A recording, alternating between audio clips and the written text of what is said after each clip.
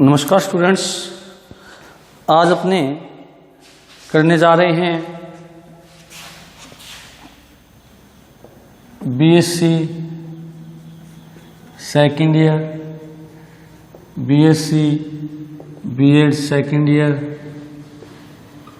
में subject zoology part जो अपने करने जा रहे हैं वो है 14।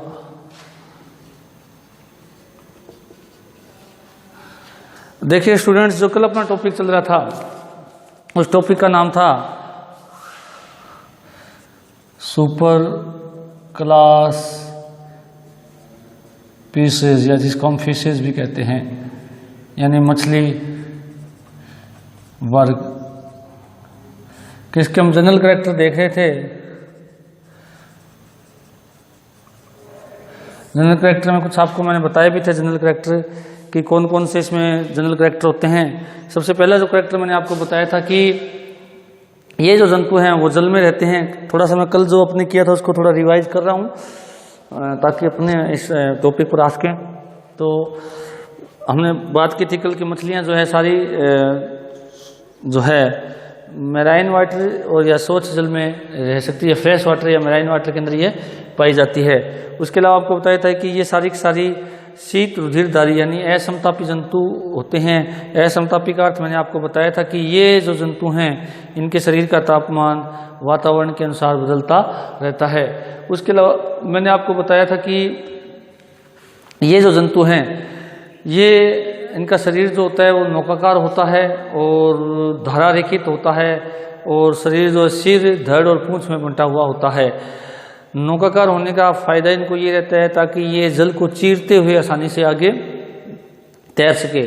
उसके अलावा आपको बताया था कि इसके अंदर जो युग्मित नेत्र और नासा छिद्र भी पाए जाते हैं। युग्मित नेत्र और नासा छिद्र जिनको मैंने बताया था कि ये जो इनके संवेदी अंग होते हैं जो संवेदनाओं को ग्रहण करते हैं। उसके बाद में आपको बताया था कि इसके अंदर एक्सोस्केलेटन पाया जाता है, जो मैंने बताई थी आपको कि इसके अंदर डर्मल स्केल्स पाए जाते हैं, या यूँ कहते हैं कि जिसको हम एक्सोस्केलेटन भी कहते हैं। ये कल बात मैंने आपको बताई थी, बाह्य कंकाल जिसको कहते हैं। तो बाह्य कंकाल पाया जाता है और ये बाह्य कंकाल त्वचा के द्वारा रूपांतरित स्केल्स का बना होता है। उसके बाद में आपको बताया था कि इसके अंदर एंडोस्केलेटन भी पाया जाता है। एंडोस्केलेटन जो होता है वो मछलियों का वर्गीकरण का भी आधार है। मैंने बताया था आपको कि कुछ मछलियां जिनका अंतःकंकाल उपास्थि का बना होता है उन्हें कॉन्ड्रक्टिस फिशेस कहते हैं, और कुछ मछलियां जिनका अंतःकंकाल अस्थि का बना होता है उन्हें ऑस्ट्रिक्टिस भी कहते हैं। तो ये भी इसके अंदर यानी एक्सोस्केलेटन भी पाया जाता है और एंडोस्केलेटन दोनों ही पाए जाते हैं। उसके बाद में इसका जो अगला जो टॉपिक है, जो अगर हम बात करें कि इस जंतु जो हैं इन जंतुओं का जो है मायोटोम्स या पेशी खंड पाए जाते हैं शरीर के पृष्ठ और अधर भाग पर। नेक्स्ट का टॉपिक की अगर हम बात करें, शरीर के पृष्ठ और अधर भाग पर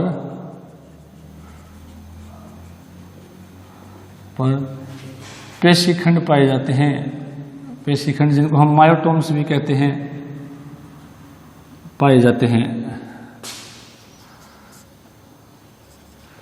अब ये बताया था आपको कि मायोटोम्स जो होते हैं वो क्या काम करते हैं। क्योंकि पेशी नाम आ गया तो पेशी किसी भी जंतु के ये कह सकते हैं गति और चलन के लिए यानी मूवमेंट और लोकोमोशन के लिए जिम्मेदार शरीर का भाग होता है।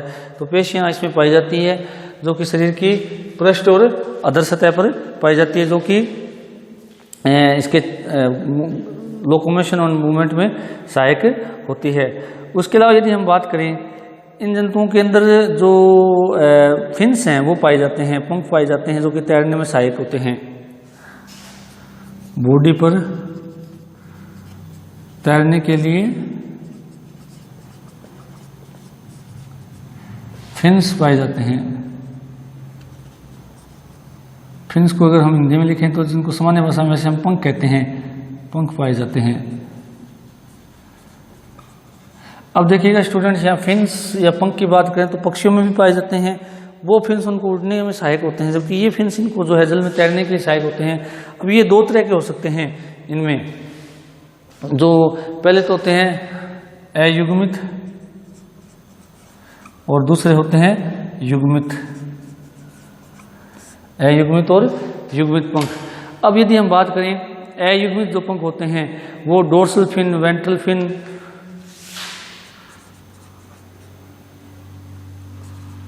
डोर्सल फिन, वेंट्रल फिन,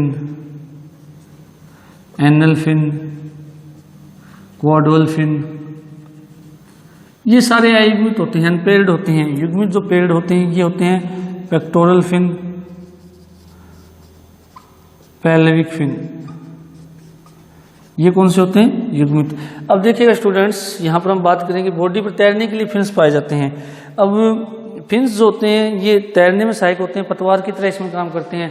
अब अयुग्मित और युग्मित का अर्थ यहाँ पर क्या होता है ये मैं थोड़ा आपको क्लियर कर देता हूँ। अयुग्मित का अर्थ होता है जो जोड़े में नहीं पाए जाते हैं, केवल संख्या में एक ही होता है, और युग्मित का मतलब संख्या में वो जोड़े के रूप में होते हैं।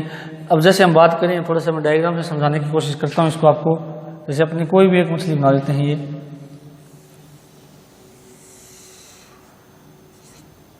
अब देखिएगा कि सबसे पहले बात करते हैं डोर्सल फिन। अब डोर्सल फिन जो होता है वो हमेशा इस पोजीशन पे होता है, डोर्सल पोजीशन पे होता है। नाम से क्लियर हो रहा है इसमें, इस तरह से ये डोर्सल फिन हो गया, डोर्सल फिन। उसके बाद में हम बात करें वेंट्रल फिन की, तो वेंट्रल फिन यहाँ वेंट्रल पोजीशन में होता है इस तरह से। ये फिन कौन सा हो गया? Ventral fin, ventral fin.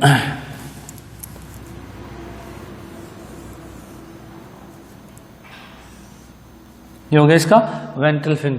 अब बात करते हैं हम इसके एनल फिन की।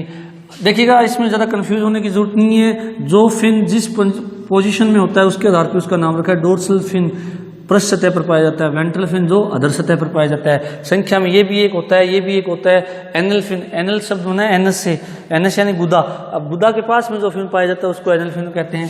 जैसे यदि यहाँ मान ले एनस होती है, अगर यहाँ पर इसके अंदर कोई फिन पाया जाए तो ये एनल फिन होता है, जो गुदा के पास में पाया जाता है। ये इसके मतलब हम एनएस मान लेते हैं, एनएस। तो एनएस के पास पाया जाने वाला फिन एनल फिन कहलाता है। उसके बाद में बात करें कोडल फिन की, तो ये कोडल फिन होता है।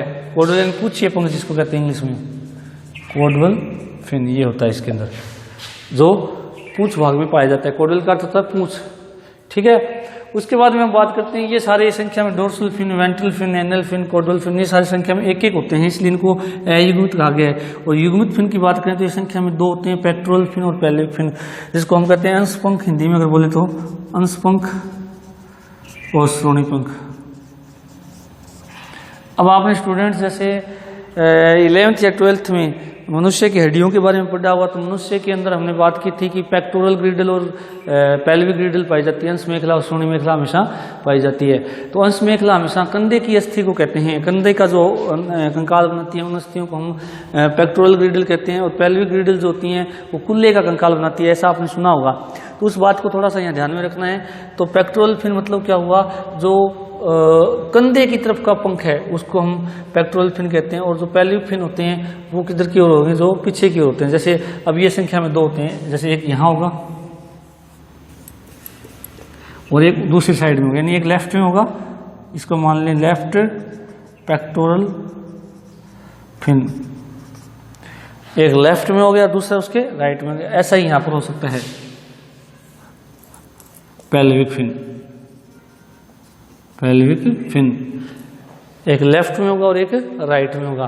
तो देखिएगा स्टूडेंट्स, पेक्टोरल फिन संख्या में दो होते हैं, पेल्विक फिन संख्या में दो होते हैं। पेक्टोरल फिन जो होता है ये अंश मेखला की ओर स्थित होने के कारण इसको अंश पंख या श्रोणी पेक्टोरल फिन कहते हैं, जबकि श्रोणी पंख श्रोणी मेखला की ओर स्थित होने के कारण इसको श्रोणी पंख या पेल्विक फिन कहते हैं।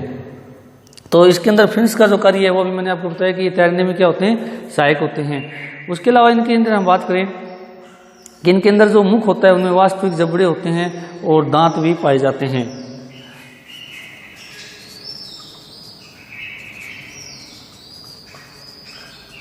मुख उपस्थित होता है या वास्तविक होता है और जबड़े में दांत भी पाए जाते हैं, पाए जाते हैं। अब देखिएगा मुख पाया जाता है इन मछलियों में। यदि मुख की बात करें तो जो उपास्थल मछलियाँ हैं, जो कॉन्ट्रैक्टिव फिशेज हैं, उनके अंदर मुख इस तरह पर पाया जाता है, अधर सतह पर पाया जाता है। जबकि जो ऑस्ट्रिक्टिव फिश होती हैं उनमें मुख जो होता है वो यहाँ पर होता है, इस तरह से, इस एरिया के अंदर, यानी एकदम जो बॉडी का अग्र भाग होता है, अग्र सिरा होता है, वहाँ पर पाया जाता है। तो मुख दोनों में पाए जाते हैं। अब चूंकि हम पढ़ भी क्या रहे हैं, हम गणितोस्टोमेटा एनिमल पढ़ रहे हैं। गणितोस्टोमेटा एनिमल का अर्थ मैंने पहले ही बताया था, जिन जंतुओं के अंदर मुख पाया जाता है, और मुख अगर होगा तो जबड़ा और जबड़े पर दांत पाए जाते हैं।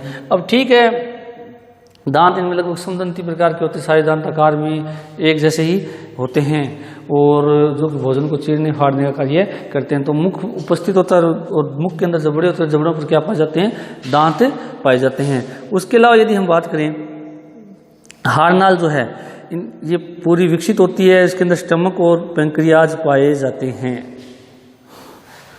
और इसके हारनाल की हम बात करें, हारनाल में अमाशय और अग्नाशय पाए जाते हैं। अमाशय और अग्नाशय पाए जाते हैं। अब अमाशय और अग्नाशय का मतलब ये होता है कि अमाशय जो यूँ कह सकते हैं कि हारनाल का एक फूला हुआ भाग होता है, जिसको हम क्या कहते हैं, अमाशय कहते हैं। उसके अलावा जो अग्नाशय जिसको हम पैंक्रियाज कहते हैं, वो पैंक्रियाज वो भी पाया जाता है। और इसमें जो है अमाशय और अग्नाशय दोनों पाए जाते हैं। क्योंकि इससे पहले हमने जब पढ़ा था उनके अंदर अमाशय और अग्नाशय का हमने कहीं भी जिक्र नहीं किया था। या जो इससे पहले हमने जो गणितोस्टोमेटा एनिमल पढ़े थे उनके अंदर कहीं पर भी अमाशय और अग्नाशय नहीं पाया जाता, सीधी हारनाल लंबी नलिकाकार पाई जाती है, जबकि अमाशय यहाँ एक फूली संरचना के रूप में पाया जाता है। उसके अलावा यदि हम बात करें कि इनके अंदर क्या हो सकता है कि ये जो हैं ये हर्बीवोरस या कार्निवोरस हो सकती है, हर्बीवोरस या कार्निवोरस हो सकती है, यानी शाकाहारी या मांसाहारी हो सकती है। यानी जो पेड़ पौधों को खाती हैं या पेड़ों के भागों को खाती हैं वो हर्बीवोरस कहलाती हैं, शाकाहारी कहलाती है, और कार्निवोरस जो मांस को खाती है। उसके अलावा यदि हारनाल की यदि हम बात करें इन जंतुओं के अंदर, तो हारनाल का अंतिम छिद्र जो है वो इसके अंदर क्लोएका या जिसको हम कहते हैं अवस्कर के रूप में हो सकता है, या इनके अंदर एनस यानी गुदा पाई जा सकती है, एनस या गुदा पाई जा सकती है, एनस या गुदा पाई जा सकती है। यानी कहने का मतलब ये हुआ कि इन जंतुओं के अंदर या तो अवस्कर हो सकता है या गुदा पाई जा सकती है। अब अवस्कर और गुदा क्या चीज़ होती है मैं थोड़ा आपको बता देता हूँ। शायद आपने 11th या 12th में जब भी आपने इनका क्लासिफिकेशन पढ़ा है तो वहाँ पर ये दोनों नाम डेफिनेटली आए हैं। तो मैं आपको थोड़ा बता देता हूँ कि अवस्कर क्या होता है। देखिएगा, जो कॉन्ट्रैक्टिव फिशेज हैं, जो उपास्थल मछलियाँ हैं, उनके अंदर क्या होता है कि जो पहले तो मैं थोड़ा गुदा एनस के बारे में बताता हूँ। एनस आपने पढ़ी है अच्छे से, तो उसके बारे में पहले थोड़ा उस जिक्र कर लेता हूँ। पहले एनस जो होती है हारनाल का अंतिम छिद्र होता है, जहाँ से मल को बाहर निकाला जाता है, उसको हम एनस कहते हैं। हारनाल का अंतिम छिद्र एनस या गुदा कहलाता है। अब अवस्कर क्या होता है? अवस्कर आप पक्षियों में भी पढ़ोगे, मछलियों में भी ये नाम आया है और एम्फीबियन में भी ये नाम आएगा, तो इसलिए अवस्कर जो है मैं यहाँ पर क्लियर कर देता हूँ। अवस्कर क्या होता है? एक कॉमन छिद्र होता है, एक कॉमन छिद्र होता है जिसमें हारनाल आकर भी खुलती है, उत्सर्जी छिद्र भी खुलता है और जनन छिद्र भी खुलता है। इसको अवस्कर कहते हैं या क्लोएका कहते हैं। तो अवस्कर या क्लोएका क्या होता है? एक कॉमन छिद्र होता है किसी भी जंतु के अंदर, जहां पर हारनाल का अंतिम छिद्र खुलता है, उत्सर्जी तंत्र का अंतिम छिद्र खुलता है और जनन तंत्र का भी अंतिम छिद्र आकर के यहाँ पर खुलता है। यानी कम से कम 2 छिद्र तो खुले ही खुलेंगे और हो सकता है 3 छिद्र खुले। तो वह कॉमन छिद्र क्या कहलाता है? अवस्कर कहलाता है। और अवस्कर मैं बता रहा हूँ ये नाम कई जगह आएगा, जैसे हम मछलियों के अंदर ये नाम आ रहा है। मछलियाँ जो ये अपनी कॉन्ट्रैक्टिव मछलियाँ होती है, उपास्थल मछलियाँ जो होती हैं, इनमें अवस्कर पाया जाता है, उपास्थल में अवस्कर पाया जाता है। जबकि अस्थिल मछलियों में क्या होता है? गुदा पाई जाती है। अब कहने का मतलब ये होता है कि उपास्थल जो मछलियाँ होती हैं इनमें हारनाल, उत्सर्जित छिद्र और जनन छिद्र तीनों के तीनों छिद्र एक कॉमन छिद्र के रूप में खुलते हैं। उस छिद्र को क्या कहते हैं? अवस्कर कहते हैं या क्लोएका कहते हैं। जबकि अस्थिल मछलियों में क्या होता है, गुदा अलग खुलती है, अलग छिद्र के रूप में खुलती है। उसके अलावा उत्सर्जित छिद्र अलग छिद्र के रूप में खुलता है और जनन छिद्र अलग छिद्र के रूप में खुलता है। तो ये तीनों ही अलग अलग खुले तो वहाँ पर हम उसको क्या कहेंगे, गुदा कहेंगे। और जनन छिद्र का अंतिम छिद्र जिसको हम कहेंगे फीमेल में वेजाइना और नर के अंदर नर जनन छिद्र बोल देते हैं। और उत्सर्जित तंत्र के लिए जो छिद्र होगा वहाँ पर उत्सर्जित छिद्र कहलाता है। यानी वहाँ पर हम अवश्य नाम नहीं दे सकते क्योंकि तीनों ही छिद्र क्या खुलते हैं, अलग अलग खुलते हैं। जबकि उपास्थल मछलियों के अंदर जो भी ये मैंने डायग्राम बनाया ये इस तरह का छिद्र एक कॉमन छिद्र होता है जो कि अच्छा काम क्या है कि ये अगर जनन छिद्र खुलता है जनन में भी सहायक होता है अवस्कर। उसके अलावा उत्सर्जित छिद्र के रूप में खुलता है तो यहाँ उत्सर्जन का भी काम करता है और आहारनाल का भी अंतिम छिद्र यहीं खुलता है। तो इसलिए ये अपशिष्ट भोज्य पदार्थों को शरीर से बाहर निकालने में सहायक होता है। उसके अलावा यदि हम बात करें तो इसमें जो होता है श्वसन की यदि हम बात करें तो श्वसन जो है आपको पता ही है जलीय जंतु है तो गिल्स के द्वारा होता है। और इसमें 5 से 7 जोड़ी गिल स्लिट्स पाई जा सकती हैं। कितनी हो सकती हैं, 5 से 7 जोड़ी गिल स्लिट्स पाई जाती हैं। नेक्स्ट जो हम पॉइंट की बात करें, श्वसन गिल्स के द्वारा होता है 5 से 7 जोड़ी गिल स्लिट्स। जो हमने कोर्डेट के अंदर ये बात की थी, कोर्डेट का एक आधारभूत लक्षण है कि गिल स्लिट्स पाई जाती है। गिल्स 5-7 जोड़ी गिल स्लिट्स पाई जाती है।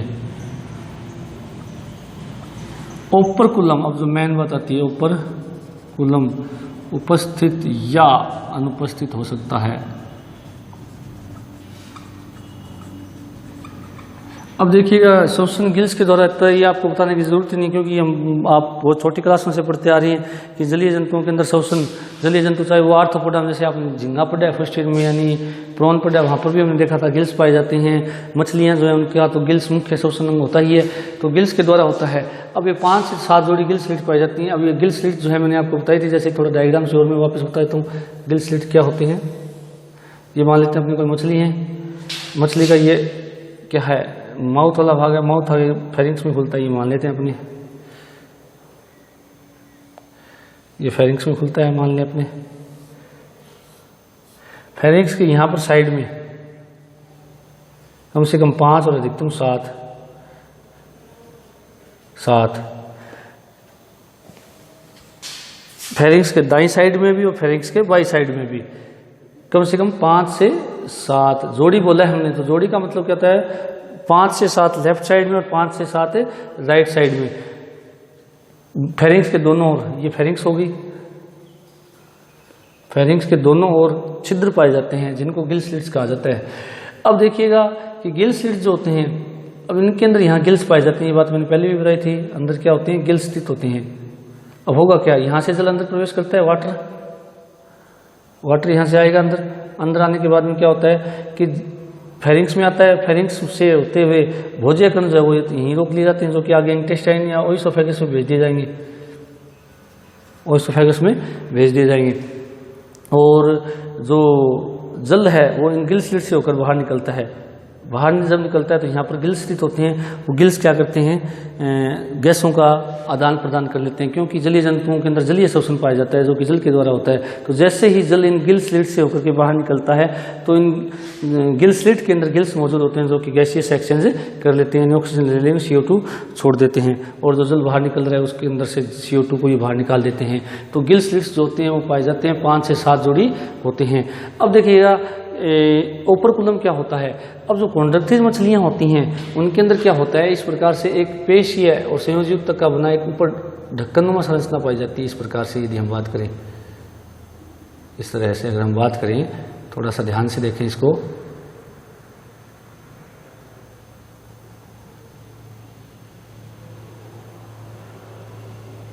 ये गिल स्लिट हो गया और गिल स्लिट के ऊपर ये क्या होता है, ओपरकुलम। इसको आवरण भी कहते हैं, इसको क्या कहते हैं, आवरण भी कहते हैं। तो ओपरकुलम जो है वो पाया जा सकता है और ये उदाहरण मैंने बता दिया, कॉन्ड्रक्टिस मछलियों में ओपरकुलम पाया जाता है जबकि ओस्टिक्टिस के अंदर यानी उपास्थल मछलियों में ओपरकुलम पाया जाता है जबकि स्थलीय मछलियों के अंदर ओपरकुलम नहीं पाया जाता। अब देखिएगा कि गिल स्लिट के ऊपर ये ढक्कनुमा संरचना पाई जाती है, इसको ओपरकुलम कहते हैं। कार्य क्या होता है कि जब ये ओपरकुलम क्या करता है, बार बार गिल स्लिट्स को बंद करता है और खोलता है। जब मछली जल को अपने शरीर में अंदर लेती है, मुख से अंदर जब लेती है, तो उस समय क्या होता है कि ये जो यहाँ इसकी जबड़े हैं, जबड़े क्या करते हैं, मुख को बंद कर लेते हैं ताकि जो जल है वो अधिक प्रेशर से इन गिल स्लिट्स की ओर आ जाए। और उस समय ओपरकुलम क्या रहता है, इनका बंद रहता है। तो ओपरकुलम बंद रहने से जल का अंदर की ओर एक दाब लगता है। दाब लगने से क्या है कि जल जल्दी से जल्दी जो है गिल स्लिट्स के ऊपर से, गिल स्लिट के अंदर के ऊपर होकर गुजरता है। गिल स्लिट के अंदर गिल्स होते हैं, तो ताकि जो गैसियस एक्सचेंज है वो होता रहे। और जैसे ही गैसियस एक्सचेंज हो जाता है तो ओपरकुलम वापस खुल जाता है, जिससे जल जो है वो गिल स्लिट से होता हुआ बाहर निकल जाता है। तो इस प्रकार जब ये ओपरकुलम जो है वो बार बार बंद होता रहता है और बार बार खुलता रहता है, ताकि जो गिल स्लिट से उनको बंद किया जा सके, उनको खोला जा सके। तो ये ओपरकुलम कॉन्ट्रैक्टिस मछलियों में तो पाया जाता है, परंतु ओस्ट्रिक्सिस मछलियों में ये नहीं पाया जाता। उसके बाद में यदि हम बात करें कि इसके अंदर जो हृदय की स्थिति है, हृदय इसमें 2 कोष्ठ वाला होता है और जिसको सीरिय हृदय भी कहते हैं। और क्यों कहते हैं, क्योंकि इसके अंदर जो है रक्त जो है वो अशुद्ध होकर के गुजरता है, शुद्ध होकर के गुजरता नहीं है। यदि हम इसके बात करें, हृदय जो है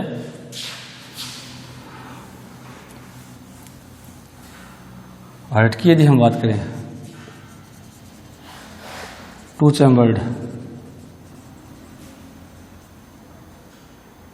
चैम्बर्ड होता है, एक ओरिकल और एक ही क्या होता है इसमें वेंट्रिकल होता है, यानी एक आलिंद और एक ही नीले होता है। एक ही क्या होता है इसमें नीले होता है। अब देखिएगा आलिंद और नीले एक एक होता है। और इसके अंदर जो ये कह सकते हैं कि सीरिय प्रकार का होता है, वेनेसस प्रकार का होता है। क्यों कहते हैं, क्योंकि इसके अंदर से जो रक्त है वो एक बार होकर गुजरता है, वो अशुद्ध रूप में गुजरता है। उसके अलावा इसके अंदर रीनल, हिपेटिक, पोर्टल सिस्टम भी पाया जाता है।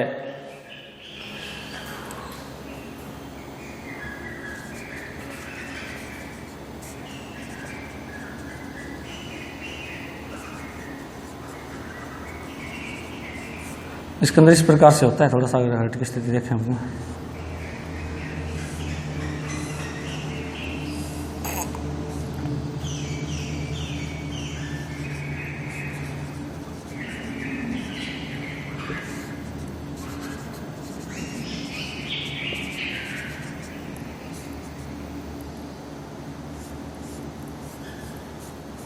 इस प्रकार होता है। इसके अंदर एक आलिंद होता है और एक क्या होता है, नील्य होता है। आलिंद ऊपर की ओर होता है और नील्य उसके नीचे होता है। आलिंद और नील्य, आलिंद नील्य छिद्र के द्वारा जुड़े रहते हैं। यहाँ पर एक छिद्र होता है जिसको कहते हैं आलिंद नील्य छिद्र।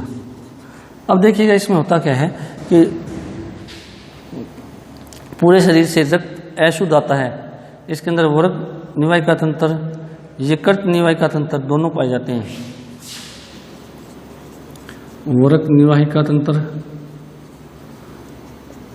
और यकृत निवाहिका तंत्र दोनों पाए जाते हैं। अब देखिएगा ये निवाहिका तंत्र क्या होता है, मैंने एक दिन आपको पहले भी बताया था कि जब किसी जंतु के अंदर किसी अंग का अशुद्ध रुधिर उस अंग की समय के द्वारा सीधा हृदय में न पहुंचाया जाए, बल्कि किसी अन्य अंग के द्वारा या किसी अन्य अंग की शिरा के द्वारा उसको हृदय में पहुंचाया जाए, तो उसको हम कहते हैं निवाहिका तंत्र। और इसके अंदर दोनों होते हैं, वरक निवाहिका तंत्र और यकृत, यानी जो इसके पाचन तंत्र का जो रक्त है वो वरक के द्वारा भी हृदय में ले जाया जाता है और पाचन तंत्र का जो रक्त होता है वो यकृत के द्वारा भी हृदय में ले जाया जाता है। तो इस प्रकार हम कह सकते हैं कि इसमें यकृत निवाहिका तंत्र और वरक निवाहिका तंत्र दोनों पाए जाते हैं। अब ये दोनों के दोनों क्या करते हैं कि रक्त को आलिंद में लाते हैं। आलिंद से रक्त जो है अशुद्ध रूप से कहाँ जाता है, आलिंद नील्य छिद्र में। आलिंद नील्य छिद्र से होते हुए कहाँ पर जाता है, ये नील्य में जाता है। अब नील्य क्या करता है, इस रक्त को शुद्ध होने के लिए अविवाहित धमनिकाओं में भेज देता है, एफ्रेंट में, एफ्रेंट वेसल्स में भेज देता है। एफ्रेंट वेसल्स उसको रक्त को कहाँ लेकर जाती है, गिल्स में लेकर जाती है, जिसको 5 से 7 जोड़ी होती हैं। और जब गिल्स में से रक्त होकर प्रवाहित होता है तो वापस क्या हो जाता है, शुद्ध हो जाता है। और उसको अपवाहित धमनिकाएँ जो है, एफ्रेंट ब्रैंक्यूल्स जो कह सकते हैं, एफरेंट वेसल्स होती हैं, वो शुद्ध रक्त को पूरे शरीर में लेकर जाती है। और जब पूरे शरीर में रक्त प्रवाहित होता है धमनियों में से होकर, तो वो अशुद्ध हो जाता है। अशुद्ध होने के बाद में वापस उसको रक्त निवाहिका तंत्र और यकृत निवाहिका तंत्र वापस कहाँ ले आते हैं, उसको आलिंद में ले आते हैं। आलिंद से वापस इस छिद्र से होते हुए नीले में आ जाता है, और नीले से वापस इसको कहाँ भेज दिया जाता है, शुद्ध होने के लिए इसके शोषण तंत्र या जो गिल्स होते हैं 5 से 7 जोड़ी वहाँ भेजा जाता है। अब देखिएगा स्टूडेंट इसके अंदर कि इसका मतलब देखिए, आपने मनुष्य का परिसंचरण तंत्र भी पढ़ा है, यानी ह्यूमन सर्कुलेटरी सिस्टम भी पढ़ा है।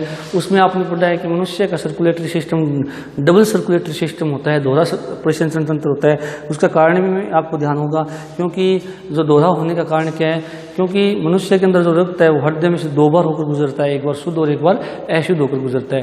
तो इस कारण हम क्या कह सकते हैं, क्योंकि हमने पढ़ा है कि वहाँ दाईं साइड जो मनुष्य की होती है वो अशुद्ध रक्त को इकट्ठा करती है, बाईं साइड क्या करती है, शुद्ध रक्त को इकट्ठा करती है। जबकि यहाँ पर क्या हो रहा है, और वहाँ पर मनुष्य के अंदर 2 आलिंद और 2 नीले, परंतु यहाँ पर क्या हो रहा है, 1 आलिंद और 1 नीले है। तो इसमें से रक्त केवल अशुद्ध इकट्ठा करके नीले में आता है, आलिंद में अशुद्ध इकट्ठा होकर आएगा, उसको नीले में भेजा जाएगा। नीले से शुद्ध होने के लिए कहाँ भेजा जाता है, गिल्स में। और गिल्स में भेजने के बाद में वापस हृदय में नहीं आता, बल्कि वो पूरे शरीर में चला जाता है शुद्ध रक्त। इसलिए रक्त हृदय में से एक बार होकर गुजरता है।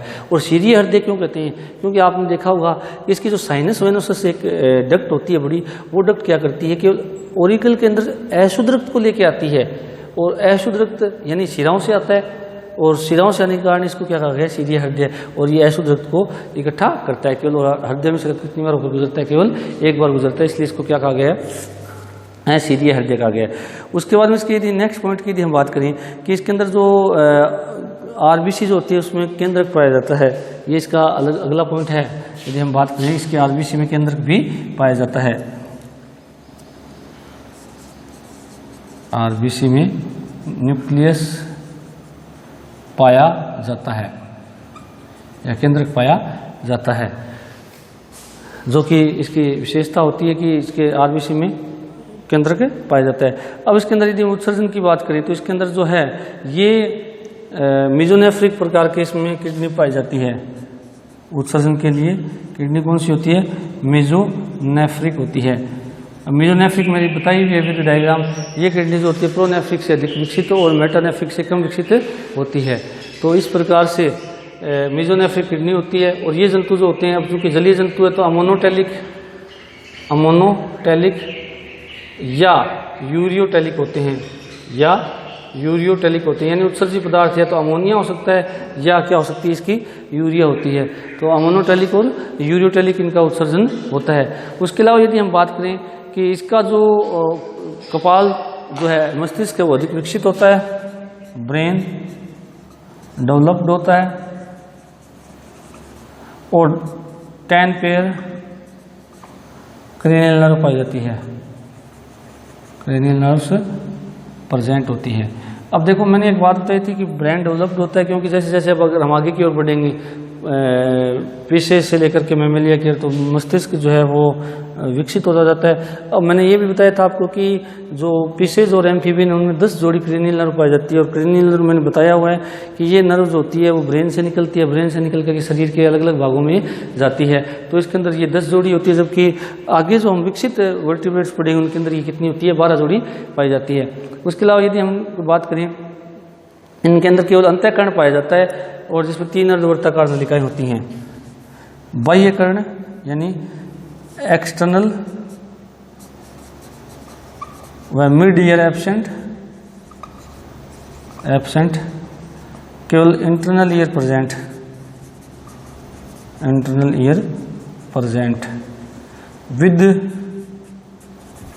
3 सेमी ल्यूनर ट्यूब्यूल्स। यानी इसके अंदर बाह्य कर्ण और मध्य कर्ण, मनुष्य के अंदर अपने कान पढ़ा है, मनुष्य के अंदर अपने कान का पूरा विस्तृत अध्ययन किया तो उसमें आपने पढ़ा हमारे अंदर बाह्य कर्ण, मध्य कर्ण और अंतःकर्ण तीनों पाए जाते हैं। जबकि इन जंतुओं की बात करें, मछलियों की बात करें, तो इनके अंदर केवल क्या होता है, इंटरनल ईयर पाया जाता है। उसके अलावा आपने मनुष्य में पढ़ा था कि हमारे अंदर 3 सेमिल्यूनर ट्यूब्यूल्स पाई जाती है, इसके अंदर भी 3 सेमिल्यूनर ट्यूब्यूल्स पाई जाती है, जो कि संतुलन का कार्य करती है, बैलेंसिंग का कार्य करती है, जंतु का संतुलन का कार्य करती है। कौन?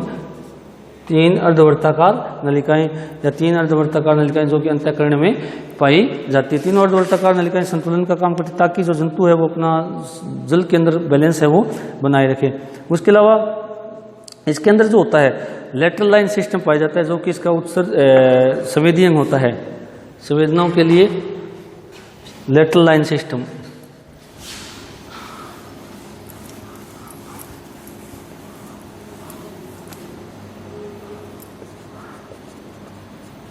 के लिए लेटरल लाइन सिस्टम पाया जाता है। अब लेटरल लाइन सिस्टम जो होता है नाम से क्लियर हो रहा है, लाइन का मतलब समझो, लेटरल का मतलब दोनों पार्श्वों में होता है, लाइन का मतलब एक निश्चित रेखीय क्रम में होता है। सिस्टम यानी तंत्र, यानी ये इसका संवेदी तंत्र होता है जो कि जल के अंदर होने वाली हलचल जो है या जल के अंदर होने वाली परिवर्तन है उनका ज्ञान इनको रहता है। जो काम हमारे अंदर त्वचा कर रही है, आँख कर रही है, नाक कर रही है, वैसे इसके अंदर ये जो संवेदनाओं को ग्रहण यानी जल के अंदर परिवर्तनों का ज्ञान कौन करता है, इसका लेटरल लाइन सिस्टम। उसके अलावा यदि हम बात करें तो ये एक लिंगी होते हैं। एक लिंगी का मतलब क्या होता है कि इनके अंदर जो है नर और मादा दोनों अलग अलग होते हैं। एक लिंगी होते हैं, एक लिंगी होते हैं, ये नर और मादा दोनों अलग अलग होते हैं। नर जंतु अलग होता है, मादा जंतु अलग होता है। अब इसके अंदर जो है जननदंग जो होते हैं जोड़े के रूप में पाए जाते हैं, यानी कम से कम एक जोड़ी तो ये पाए जाते हैं। ये नहीं है कि केवल एक ही होगा, यानी एक जोड़ी यानी संख्या में 2 होंगे कम से कम, तो जनन जो होते हैं वो जोड़े के अंदर पाए जाते हैं। उसके अलावा इनके अंदर हमने देखा कि जनन छिद्र जो है वो सीधा ही अवस्कर में खुल सकता है या सीधा ही नर के अंदर नर जनन छिद्र के रूप में या मादा के अंदर मादा जनन छिद्र के रूप में खुल सकता है। क्योंकि कॉन्ड्रक्टिज मछलियाँ हैं उनके अंदर अवस्कर पाए जाता है, अभी मैंने थोड़ी देर पहले बात बताई, और ओस्ट्रिक्टिज मछलियों के अंदर सीधा ही जनन छिद्र पाए जाते हैं। उसके अलावा इनके अंदर जो निषेचन जो फर्टिलाइजेशन हो सकता है वो ये आंतरिक या बाह्य हो सकता है, और ये अंड प्रजक हो सकते हैं या अंड जीव प्रजक हो सकते हैं, यानी ओविपेरस हो सकते हैं और ओविविपोपेरस हो सकते हैं। यानी कि इन जंतुओं के अंदर जो है ये कह सकते हैं कि ये निषेचन की अगर हम बात करें फर्टिलाइजेशन बाह्य हो सकता है या आंतरिक, निषेचन बाह्य या आंतरिक हो सकता है। उसके अलावा क्या होता है कि ये ओविपेरस या ओविविपेरस हो सकते हैं। ओविपेरस अंडे देने वाली, और ये जो ओविविपेरस होते हैं ये कम विकसित जंतु को जन्म देते हैं, यानी एक तरीके से ये कह सकते हैं कम विकसित भ्रूण को जन्म देते हैं जो आगे जाकर के डेवलप्ड शरीर के अंदर चेंज हो जाता है। तो ओविपेरस हो सकते हैं, ओविविपोपेरस हो सकते हैं। तो स्टूडेंट्स आज अपने जो देखा जो हमारा मछली वर्ग है, जो सुपर क्लास स्पीशीज है, उसके जो कैरेक्टर है वो हमने देखे।